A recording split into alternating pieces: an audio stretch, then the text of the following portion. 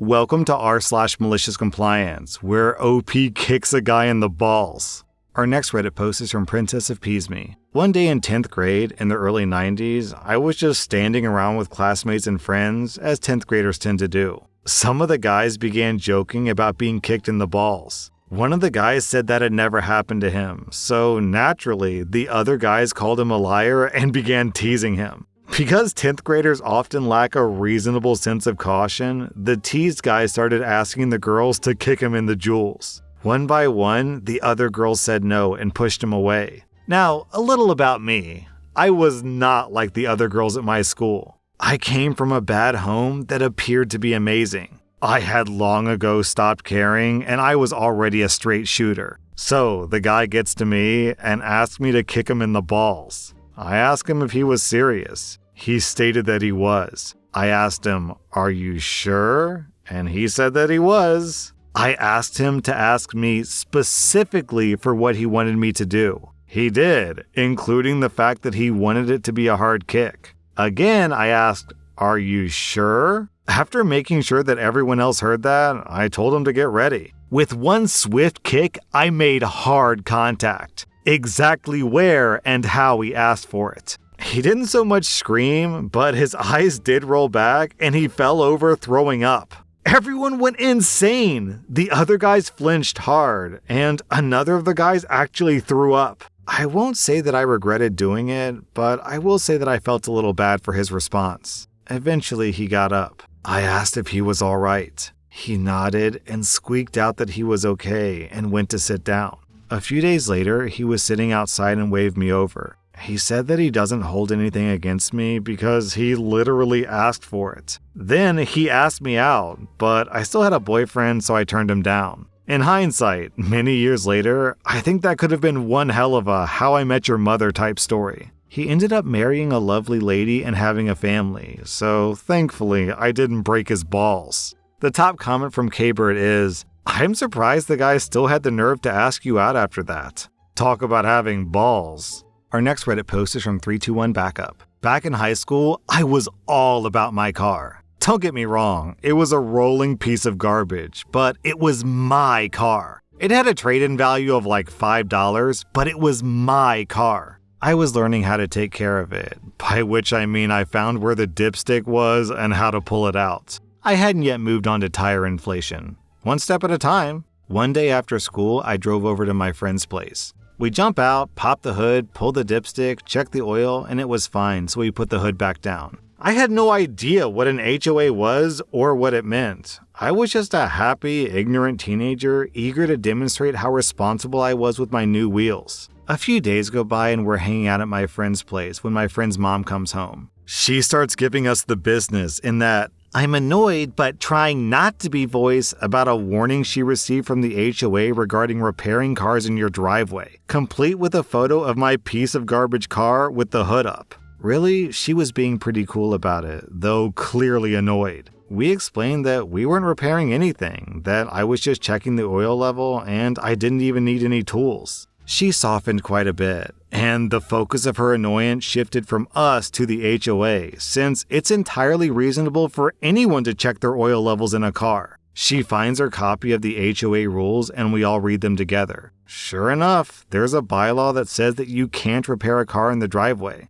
I protest that I wasn't repairing anything. I was just checking the oil. Reading the exact rules on exactly what was forbidden sparked an idea. I look at my friend, raise an eyebrow, and say, "Fight the power?" He says, "Fight the power!" I propose my plan to his mom, and I ask for her permission since she's going to have to deal with the fallout. She's on board because she thinks this is supremely stupid, so we set it in motion. Cue the malicious compliance. Every day after school, my friend and I drove our POS machines to his place, parked in their driveway, raised the hood, and just looked at the engines. No tools, we weren't even near them. We didn't check the oil, we didn't so much as touch them, nor wipe them down with a rag. All we did was expose them to the birds, the sky, and God above, just to let them breathe. After a while, I got bored of this, so I started setting up an easel and drawing my engine 10 minutes at a time. My friend had to one-up me, so he decided that he needed some tasteful artistic photos with his engine. He thought the best photos would be him laying over the engine shirtless, stroking and fake kissing it. Just absurd, over-the-top, moronic high schooler stuff. Predictably, the HOA was onto us like stink on shit. The warnings quickly turned into fines, complete with pictures of both vehicles with their hoods up. Then more pictures with my car with its hood up and an easel in front. Then even more pictures with my friend's car with its hood up, with him laying on the engine compartment and me taking pictures of him with a camera. Soon enough, his mom let us know that it was time for the monthly HOA meeting. Of course, all three of us had to go in person to protest the fines. So the three of us show up, with his mom carrying the stack of fine notices. I bring along my engine painting, and we printed some of my friend's boudoir engine photos larger than normal. After a while, it was time for new business, and my friend's mom steps up. I am pretty sure they expected her to play the, "My son and his friend are morons. Please make these fines go away since I didn't know what they were doing" sympathy card. But nope, not a chance. She politely but firmly attested that she was being sent fines for something that wasn't in the bylaws, and she asked the board to stop. One of the board members spoke up, saying that working on cars was against the bylaws, and clearly that's what was going on since both hoods were up. Oh, you should have seen their faces when she corrected them that there were no repairs going on, since in these pictures no tools were visible, and that instead we were just doing art projects for school. They looked even more upset when she showed them my, truthfully, completely terrible drawing of my engine, along with the pictures of my friend trying to seduce his engine. The HOA president called for a 5-minute recess, during which the board huddled in a corner of the room. After the recess, the president succinctly said, "Ma'am, we're going to dismiss all your fines. Have a nice evening." We damn near danced out of that meeting. Being the obnoxious shitheads that my friend and I were, we had to do the drawing/photo routine a few more times just to make sure they weren't going to start sending more fines. They wisely didn't, and being victorious, we soon found other ways to annoy them. Also, OP, I thought your mom was going to hit him back with, "And I don't know who's taking photos of my son while he's shirtless, but this needs to stop right now or I'm calling the cops." Our next Reddit post is from Corby. I used to work for a temp agency. We specialize in labor and construction work, but really, if I had noticed, I could recruit for any type of work. We had customers who often needed workers with different skills and tickets. And some customers were just downright misogynistic. One customer called later in the morning and said that he needed 2 workers, and he would only accept men. I explained that due to timing, I didn't have many workers available at short notice, but I have 2 women available that were very seasoned and strong, with a great work ethic. He declined. So I sent him the other 2 men I had in the office, who were 2 of the laziest workers I had, hence why they weren't already dispatched. The customer called me at the end of the day and said that he needed 2 workers again tomorrow, but not these 2 because they were horrible. I again offered the 2 ladies and said that they had been praised for their previous work. He begrudgingly agreed. The next day he called and said they were some of the best workers he'd ever had. They ended up working for him for 3 months, and he eventually hired them.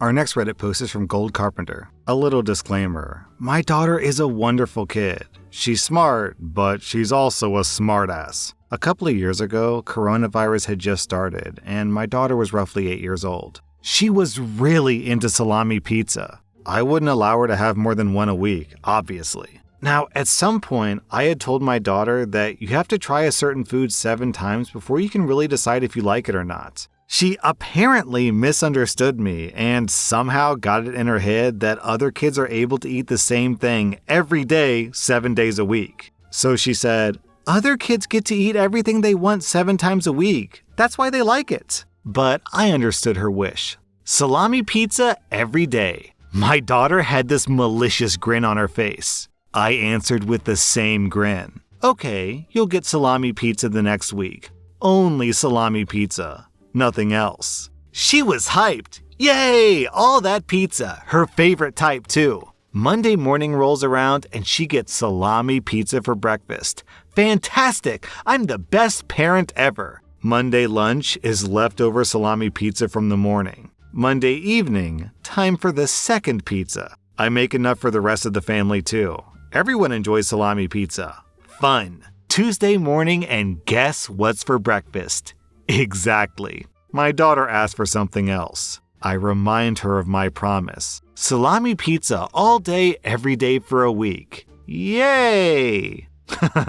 Tuesday noon, for lunch, she skips the pizza. On Tuesday evening, the rest of the family is having something else, while my daughter chews on her pizza. It isn't as cool anymore, I guess, so I eat her leftover pizza. Wednesday morning, she sneaks a slice of bread, but I stop her and heat up a slice of salami pizza. She breaks down and asks me to stop. Lesson learned. Don't try to outsmart your parents because you might get exactly what you're asking for. Since then, she still loves salami pizza, but once a month is fine. Really. Down in the comments, we have this story from Luke Orlando.